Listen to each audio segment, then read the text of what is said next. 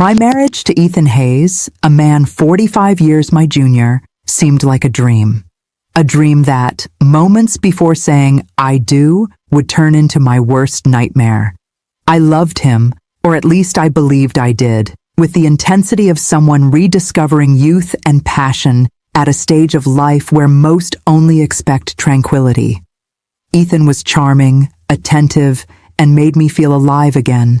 My family, especially my granddaughter Sophia, 25 years old, whom I loved so much and gave my life to, seemed to support this union, although I sensed a certain veiled skepticism in some of their glances. But love, or the illusion of it, was a thick veil covering my eyes. Today was the big day. The ballroom of the historic The Grand Manor in Charleston, South Carolina, was immaculate. White and gold flowers adorned every corner.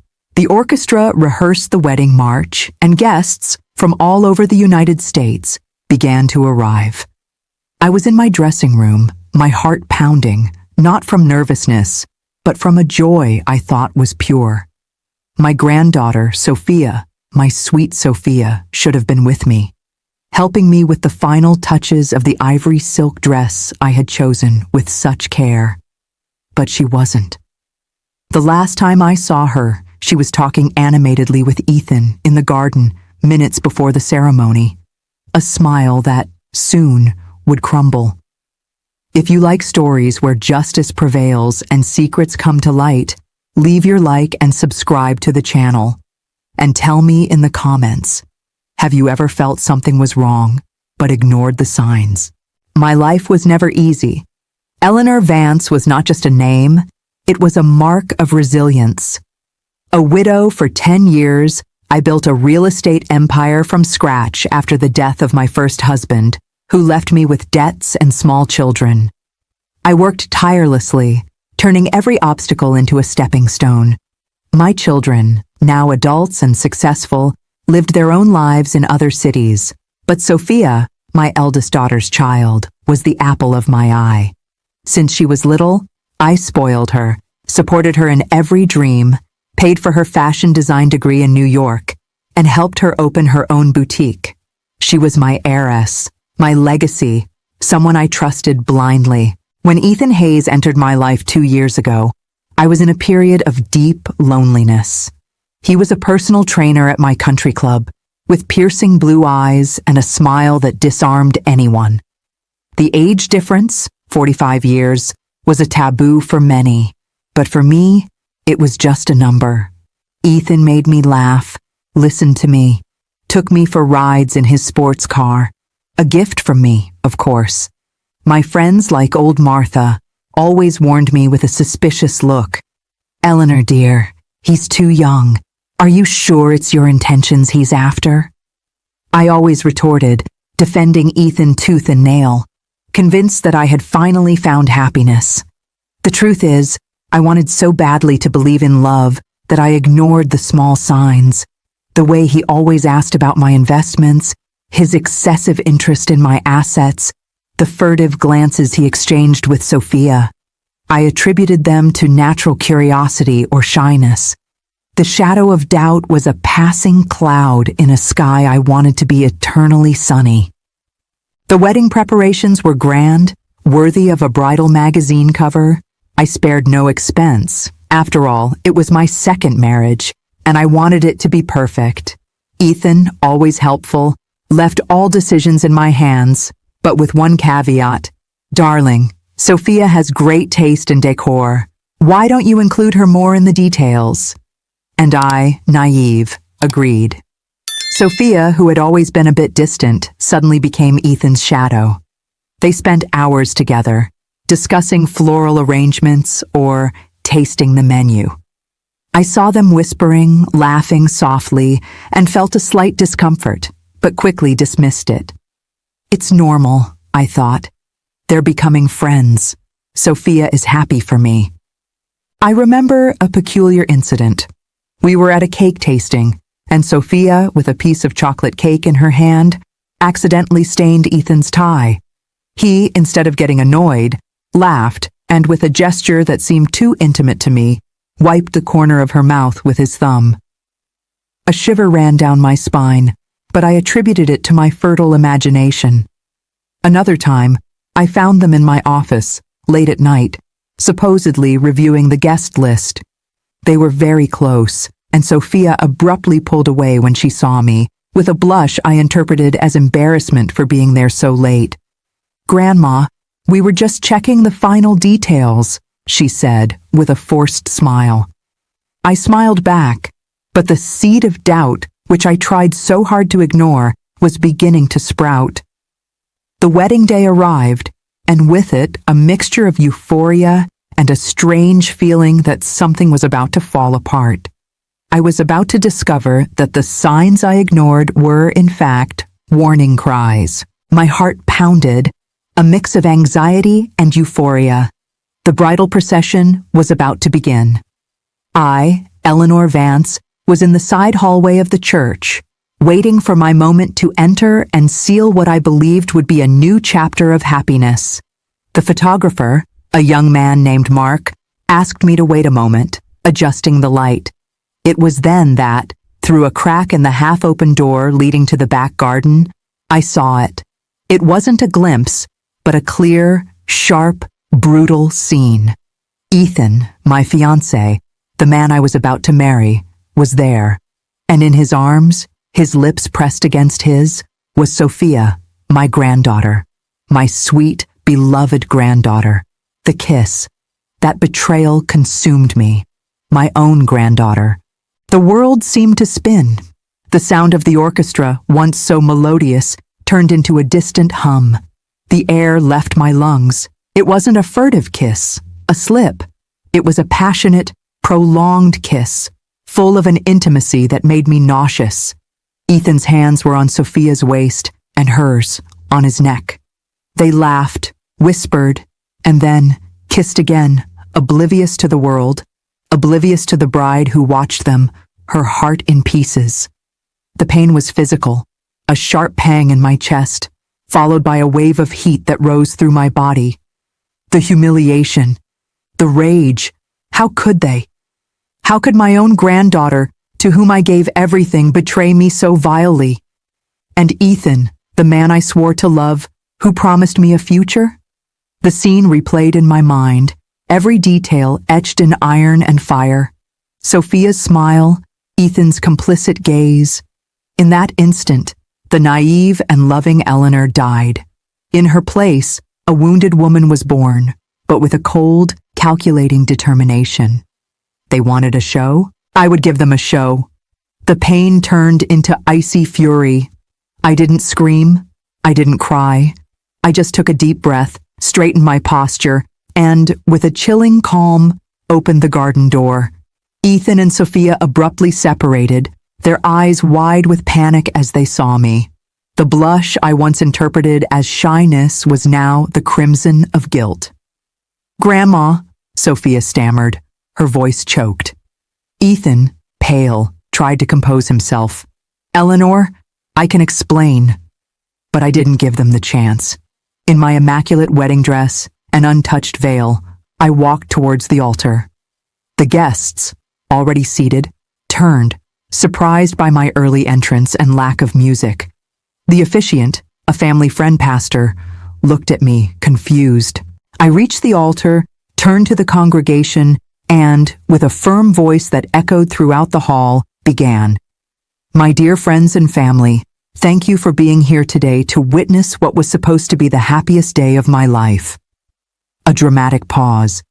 Ethan and Sophia, who had followed me, stood at the entrance, their faces contorted in a mixture of fear and shame. "However," I continued, "it seems fate had other plans, and a much crueler truth needed to be revealed." Whispers began to spread through the crowd. I looked directly at Ethan and Sophia, who were now visibly trembling. Minutes before stepping onto this altar, I had the displeasure of witnessing a scene that opened my eyes. My fiancé, Ethan Hayes, and my granddaughter Sophia Vance were passionately kissing in the garden.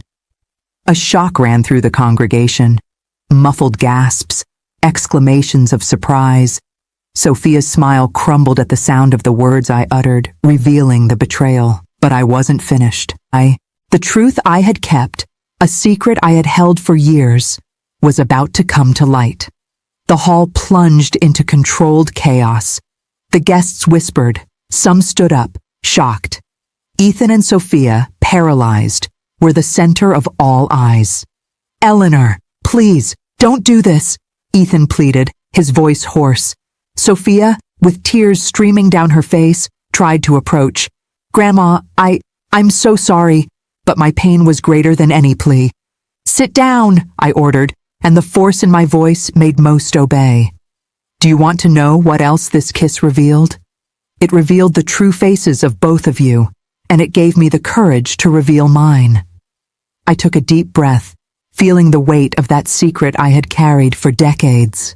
It was a truth that, once spoken, would forever change Sophia's life. "Sophia," I began, my voice now softer but laden with a gravity that made everyone hold their breath. "You have always been the light of my eyes. I loved you, raised you, gave you everything. But there is something you don't know about your origin, something your grandfather and I decided to keep to protect you." Ethan, sensing the change in my tone, looked at me with an expression of confusion, but Sophia, with the instinct of someone feeling the ground about to give way, turned even paler. What do you mean, Grandma?" The words came out as a broken whisper. "You are not my biological granddaughter, Sophia. You are Ethan's daughter." The silence that followed was deafening. The bomb had been dropped. Sophia's eyes widened, and Ethan staggered backward, as if he had been punched. The truth, much crueler than the betrayal, had been revealed. That kiss was not just an act of infidelity. It was proof of an incest that I, out of love and a closely guarded secret, had covered up for years. The silence that followed my revelation was more deafening than any scream. The guests, previously shocked, now seemed petrified, their eyes fixed on Sophia and Ethan, and then on me, seeking some explanation for the bomb I had just dropped. Sophia, her face bathed in tears, stumbled backward, her eyes wide with horror. "No, it's not true! Grandma, what are you saying?" Her voice was a broken whisper, a mixture of denial and dread. Ethan, meanwhile, was pale, his lips trembling, unable to utter a single word. He knew. He always knew. "It's the absolute truth, Sophia," I said, my voice now softer, but still carrying an unwavering authority. "Your biological father is Ethan Hayes." With each word, reality seemed to solidify in the air, crushing the facade of normalcy we had maintained for years. Murmurs began to spread again, more intense, more laden with judgment. "Incest," I heard someone whisper. "How horrible," another exclaimed. The scene was chaotic, but I, at its center, felt a strange clarity. The pain of betrayal still burned, but the liberation of such a heavy secret was a bittersweet relief. I turned to the congregation, my eyes scanning the shocked faces. 25 years ago, my daughter, Sophia's mother, had a brief and unfortunate relationship with Ethan. She was young, naive, and he, an unscrupulous man who seduced her and abandoned her when he discovered the pregnancy. The story unfolded, not like a fairy tale, but like harsh reality. My daughter, devastated, hid the pregnancy from everyone except me. She gave birth to Sophia in secret, and soon after, in an act of desperation and shame, took her own life. The tears, which I had held back for so long, began to stream down my face, but they were not tears of weakness, but of an old pain that finally found its voice. I found Sophia, a newborn baby, alone in her crib, next to a farewell letter from my daughter. In that letter, she revealed the father's identity, Ethan Hayes. The shock in the room was palpable. Ethan, who had recovered a little, now seemed to collapse again, his face contorted in a mixture of guilt and terror. Sophia, on the other hand, was in shock, her eyes fixed on me, trying to process the avalanche of information. I promised my daughter I would protect Sophia, that she would never know the truth about her father, a man who abandoned her before she was even born. I raised her as my granddaughter, gave her all my love and affection, and watched her grow, believing she was my granddaughter, my eldest son's child, who registered her as his own. My voice choked, but firm, I continued. I loved her unconditionally, Sophia, and for that love, I kept this secret for 25 years. I protected her from a father who didn't want her, and from a truth that would hurt her. I looked at Ethan, who was now on his knees, his face in his hands. "And you, Ethan," I said, my voice filled with contempt. You knew Sophia was your daughter, and yet you seduced her, manipulated her, and used her to get close to me, to gain access to my fortune. You are a monster." The truth, much crueler than the betrayal, had been revealed. It wasn't just a kiss between a fiancé and a granddaughter.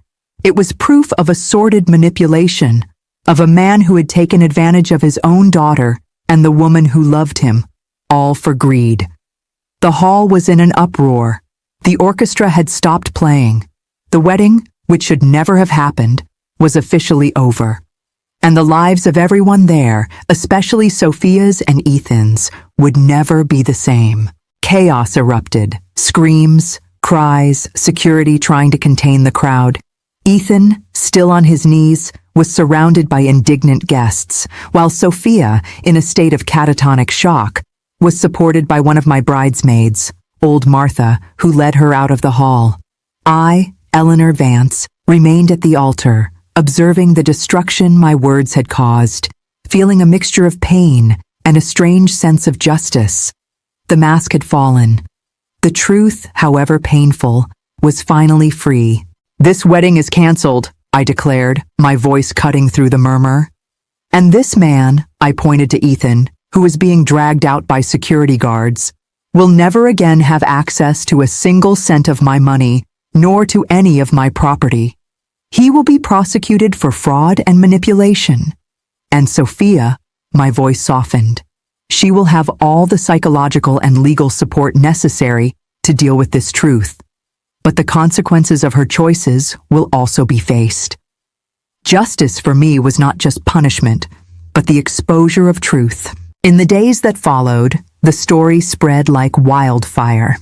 Newspapers in Charleston and across the country reported the scandal of the canceled wedding and the family secret. Ethan Hayes' reputation was destroyed. It was discovered that he had a history of scams and manipulations, using his charm to take advantage of older, wealthy women. He was arrested, facing fraud charges, and, given the circumstances, the prosecution was considering more serious charges related to Sophia's manipulation. His assets were frozen, and he lost everything he had gained at my expense. Sophia, on the other hand, faced a different battle. The revelation of her true paternity, coupled with public humiliation and Ethan's betrayal, plunged her into a deep identity crisis. She isolated herself, refusing to speak to anyone. I, despite all the pain she caused me, still loved her. She was the last link to my deceased daughter. I hired the best therapists and lawyers for her. "Sophia," I said in one of our rare meetings, mediated by a psychologist, "I don't forgive you for what you did. Not yet. But I understand your pain. I gave you everything but the truth about who you were. And for that, I also carry guilt. But now, you have the chance to build your own truth, away from lies and manipulations." I didn't banish her from my life, but I set clear boundaries. She would have to pick herself up, without my money, without my unconditional support, except for her psychological and legal recovery. Sophia's boutique went bankrupt, and she lost the apartment I had given her. She had to start from scratch, working a simple job, living in a small apartment in a modest neighborhood in Atlanta, far from the spotlight and the shame of Charleston. Justice for her came in the form of a harsh lesson about the consequences of greed and disloyalty. For me, justice was the peace of mind of having exposed the truth and having rid myself of a parasite. The tables turning was not just for Ethan, but for me too. I had regained my dignity, my voice, and, more importantly, clarity about who I was and what I truly valued. A year has passed since that fateful day at the altar. The dust has settled, and life, somehow, has found its new rhythm.